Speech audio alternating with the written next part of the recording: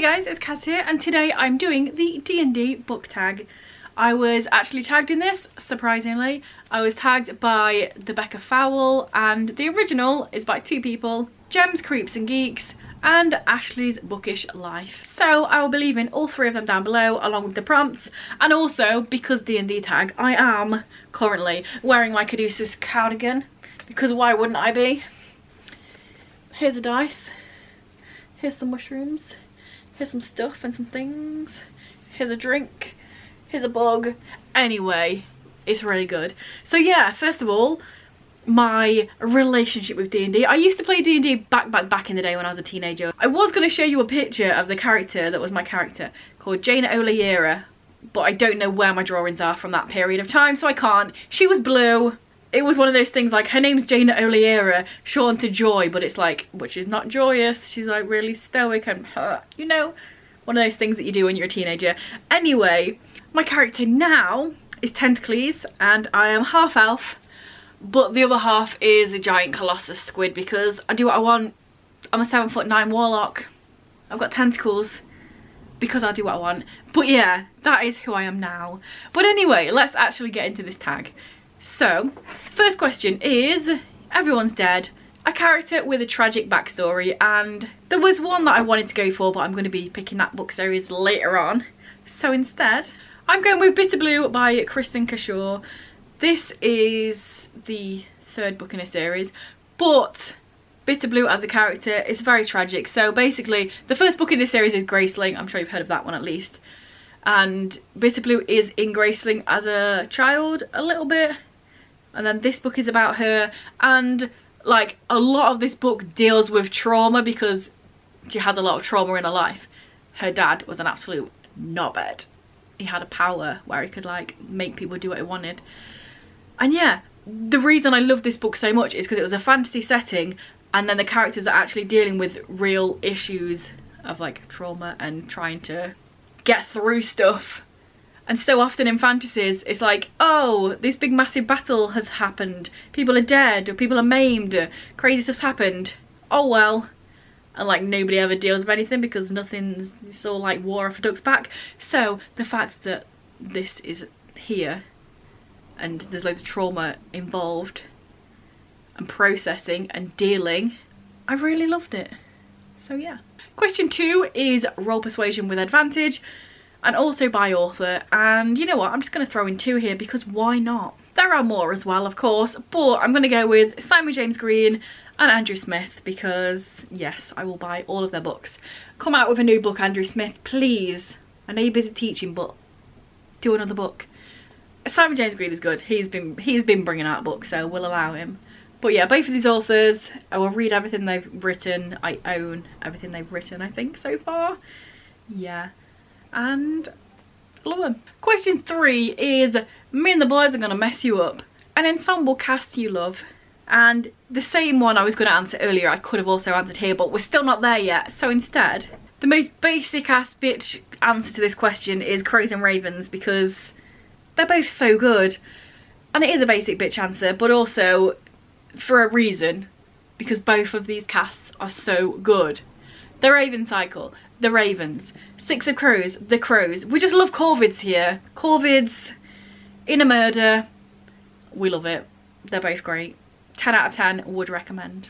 Question 4 is I rolled a 1, or as we would all say, critical fail. Crit 1, bugger. A character that tries their best but keeps failing. So for this one, I don't own the book. I do own the book, but my sister's got it and she still hasn't read it, and basically give me it back, Kay, because you're not going to read it and I need them just in my possession to look at and love. But yeah, Nathan from Half Bad, his life is shit. He could also have gone very much to question 1 of somebody whose life is a mess and they're grown up and all that jazz. But yeah, he just tries his best and stuff happens, and a lot happens to him and at him, and because of him, it's not his fault that he's half black witch, half white witch. He didn't make himself, but people like to treat him like it is, and yeah. He tries. He's also a grump, which is a question coming up, but I'm not putting him there. But yeah, I love Half Bad. It's one of my favourite series. Kay, read it or give me them back. But mostly read them and then give me them back. Just saying. Question 5. Roll To Tame The Floof, a book with a dangerous creature you would love to have as a pet. And this one, I think, is a great answer for this. The Scorpio Races by Maggie Stiefvater. So, these horse creature guys, I can't remember what they're called, they've got like a name. But basically they're horses that come out of the water and they're super savage and they will just rip your arms off. And this whole book is people trying to tame them, to race them, but even like they're never tame, and if you take your mind off what you're doing, they will just fucking kill you. But also, I love this book and it would be really cool to have one.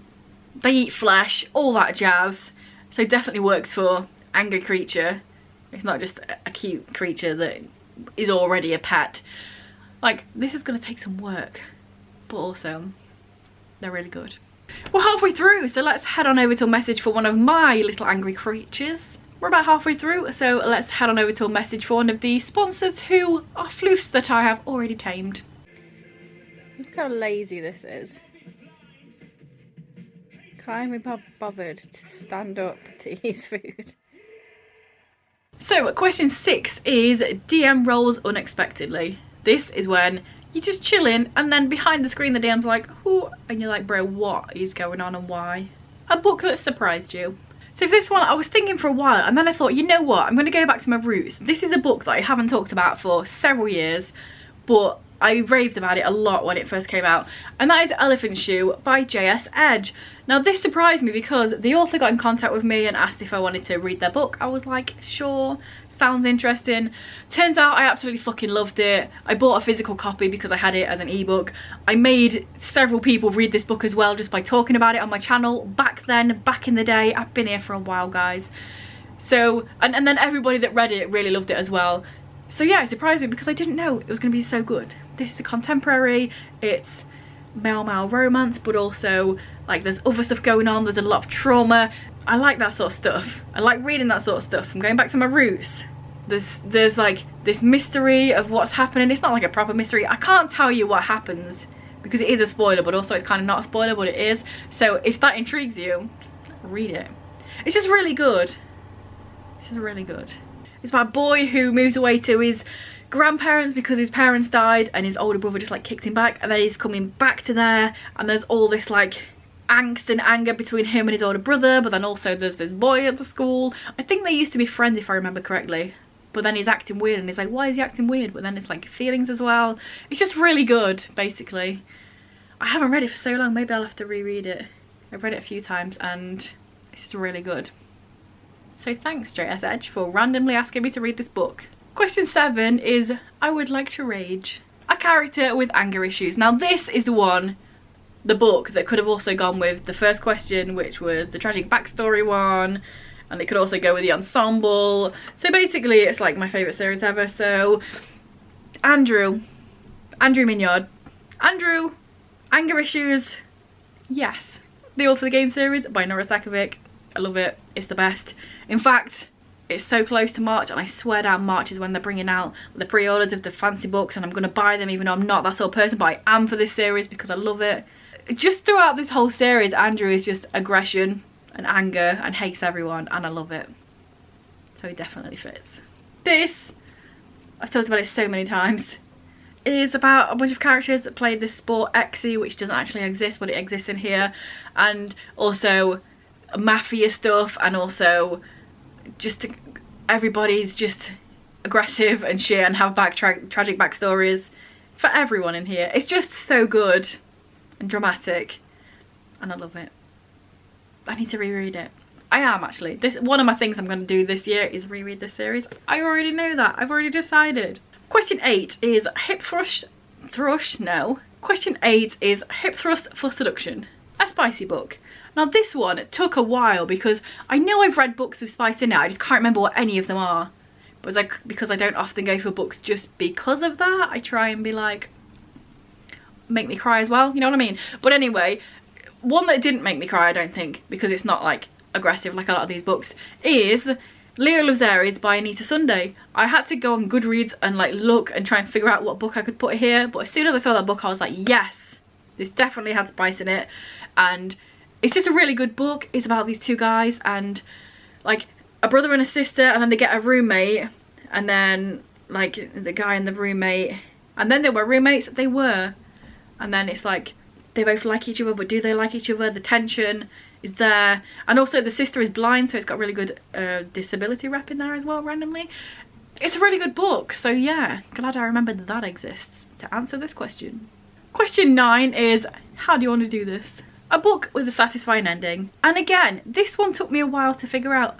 I don't know why, because books exist and they're so good, but then, like, how do you decide what's a satisfying ending? But in the end, ironically, I went a little bit left field and I've gone with Sweet Tooth by Jeff Lemire. First of all, if you've not read Sweet Tooth, you might have seen the Netflix fucking whatever that was. To be fair, it was alright until I saw how they did that weird CGI Bobby, and then I hated it and I didn't watch the rest.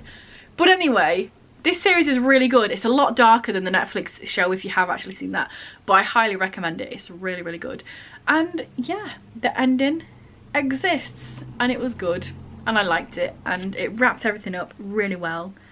And also read this series because it's really good. Side note, I mentioned him a minute ago, but Bobby is so fucking cute and I hated the way Netflix did him dirty. So please read this just to see how adorable he is. This is a series about kids that after a certain period were just born with bits of animal in them, but then also the human race was just like dying out of this weird strange illness. So then like the higher ups are putting 2 and 2 together and then they're out to try and get the kids to experiment on them. It's really dark but also really good. And last but not least, question 10, it's not really a question, gather your party, it's just tag 3 people. So I'm going to tag Kat from Prison Reviews, Katie from The Introverted Reader, and Mel from A Book Fiend Named Mel. I know Mel's Roll of Reads is in March and she always mentions that it's kind of based on D&D, so why not do this tag based on D&D? The other 2 I'm not sure if they play or know anything about D&D, but I feel like Kat has the vibe. You have the vibe, Kat. Deal with it. So yeah, there we go. That was the D&D book tag. As soon as I saw Becca post this, I was like, oh my days, I'm doing that tag. And then she tagged me as well, so it's always a bonus. Let me know down below any of your answers to these questions. Do you play D&D? Do you watch D&D? Do you watch Critical Role? Anything down there. Do the things if you want. Like if you want, comment if you want, subscribe if you want. But only if you want. And yeah, I will be back in a few days with another video.